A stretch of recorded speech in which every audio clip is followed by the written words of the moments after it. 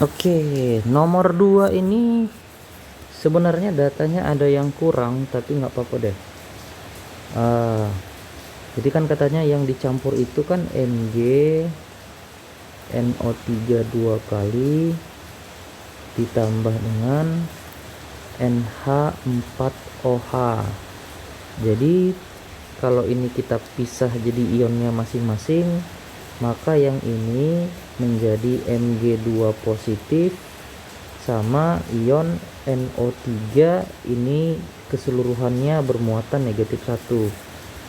Kemudian yang ini kalau kita pisah akan menjadi ion NH4 ini secara keseluruhan bermuatan positif 1 dan ion OH yang secara keseluruhan bermuatan negatif 1. Nah, jadi kalau nanti ini bereaksi, maka yang terjadi adalah terjadinya pergantian pasangan. Jadi nanti dia itu si Mg berpasangan dengan negatif seberangnya tadi dengan OH. Itu akan membentuk Mg OH 2 kali. Kemudian si NH4 positif akan berpasangan dengan NO3 negatif. Itu akan membentuk NH4 NO3. Oke. Nah, jadi kalau kita setarakan reaksinya, terbuatlah di sini koefisien NH4-nya 2, di sini juga NH4NO3 2. Nah, kan pertanyaannya apakah terjadi pengendapan? Nah, yang terjadi kan yang dua zat ini. Ini namanya adalah zat yang terjadi. Ya, ini yang terjadi atau yang terbentuk. Jadi yang dipertanyakan di soal di antara MgOH2 sama NH4NO3 mana yang mengendap? Yang ini udah pasti nggak mengendap, sudah pasti aqueous ya. Supaya kita tahu catatan ya, setiap zat yang memiliki ion Li positif 1, Na positif 1, K positif 1 sama NH4 positif 1 itu dia tidak larut. Sorry, kok tidak larut? Dia itu tidak mengendap. Nah, tidak mengendap alias dia berupa larutan aqueous. Oke, jadi kemungkinannya yang dipertanyakan itu adalah si MgOH2 kali ini mengendap atau tidak. Untuk tahu dia mengendap atau tidak, ada satu data yang kurang tadi abang bilang, yaitu nilai KSP-nya. Itu bisa kita lihat dari, biasanya di belakang buku kelas 11 itu ada kok dibikin daftarnya. Itu daftarnya kalau nggak salah lihat abang tadi nilainya 1,8 kali 10 pangkat min 11. Oke, jadi bagaimana cara memprediksinya apakah mengendap atau tidak? Ada 3 langkah. Langkah yang pertama itu adalah kita hitung dulu konsentrasi akhir dari masing-masing ion. Nah, cuman di sini gak usah semua ion kita cari, yaitu ion-ion yang membentuk Mg sama OH aja. Itu aja yang perlu kita cari. Jadi nanti konsentrasi Mg2 positif itu dicari dengan mol dari Mg2 positif dibagi dengan volume total dalam satuan liter, atau kalau mau pakai milimol juga boleh, milimol Mg2 positif dibagi dengan volume total. Nah, sementara nanti milimol Mg2 positif yang kita hitung di sini itu berasal dari salah satu reaktan, salah satu pereaksi. Sementara volume totalnya itu berasal dari 2 pereaksi. Tahu kan pereaksi yang mana? Pereaksi itu adalah yang di sebelah kiri. Yang ini. Ini namanya pereaksi. Oke. Jadi coba kita hitung dulu yang ini. Kita carilah dulu milimol Mg2 positif. Mg2 positif itu datang dari pereaksi siapa? Dari MgNO3 2 kali. Jadi MgNO3 2 kali ini kalau kita ionisasi, ya, maka dia bisa menjadi Mg2 positif tambah dengan 2NO3 negatif. Nah, MgNO32 kali ini memiliki data volumenya 100 ml, kemudian konsentrasinya 0,002 atau 2 kali 10 pangkat minus 3 molar. Yang mana ini kalau kita kalikan, nanti hasilnya dia menjadi 0,2 milimol.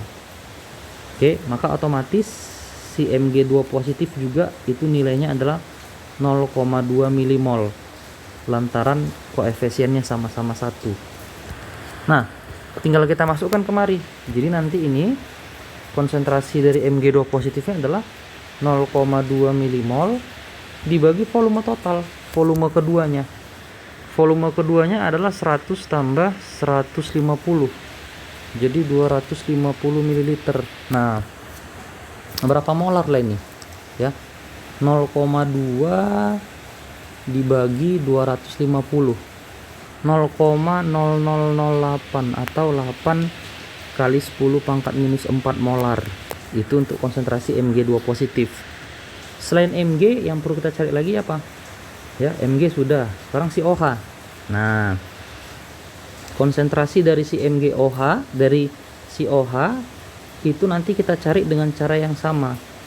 Nah, sekarang pertanyaannya, si OH itu berasal dari reaksi yang mana? Reaksi yang ada OH-nya adalah si NH4OH. Ya kan?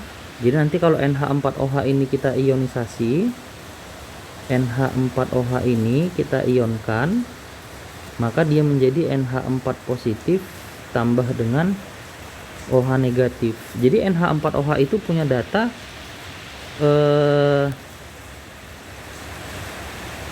150 ml, ya, 150 ml dengan konsentrasinya itu tadi adalah 0,05 molar. Yang mana ini kalau kita kalikan, maka nanti dia hasilnya menjadi 150 kali 0,05. 150 dikali 0,05, 7,5 milimol. Maka nanti otomatis OH-nya ini juga 7,5 milimol karena koefisiennya sama. Sehingga bisa kita hitung nanti konsentrasi daripada si OH negatifnya, ya. Konsentrasi daripada si OH negatifnya sama dengan milimolnya 7,5 milimol dibagi dengan volume totalnya tadi, yaitu 250 ml. Maka nanti dapatnya 7,5 dibagi 7,5 dibagi dengan 250, dapatnya 0,03 molar atau 3 kali 10 pangkat minus 2 molar. Oke. Kemudian langkah kedua, ya, kita hitung Qc-nya. Ya. Qc itu cara menghitungnya, ya. Cara menghitungnya itu sama seperti KSP. Ya, cara menghitungnya sama seperti KSP, tapi nanti nilai yang masuk itu adalah yang sudah kita hitung dari langkah pertama. Nah, tadi kan yang punya KSP siapa? Si MgOH2 kali kan yang punya KSP, maka Qc dia lah yang kita hitung. Jadi Qc dari si MgOH2 kali itu nanti sama dengan konsentrasi Mg2 positif dikali konsentrasi OH negatif pangkat 2, ya. Nah, kita masukkan nanti untuk ngitung Qc-nya ini, kita masukkanlah konsentrasi Mg2 positifnya yang sudah kita hitung dari langkah pertama tadi, yaitu berapa tadi? Ini dia 8 kali 10 pangkat min 4, ya. 8 kali 10 pangkat min 4. Kemudian OH negatifnya yang ini tadi 3 kali 10 pangkat min 2. 3 kali 10 pangkat min 2, pangkatnya 2 jangan lupa, maka menjadi Qc nya sama dengan 8 kali 10 pangkat min 4 kali 9 kali 10 pangkat min 4 sama dengan 72 kali 10 pangkat min 8 alias 7,2 kali 10 pangkat min 7.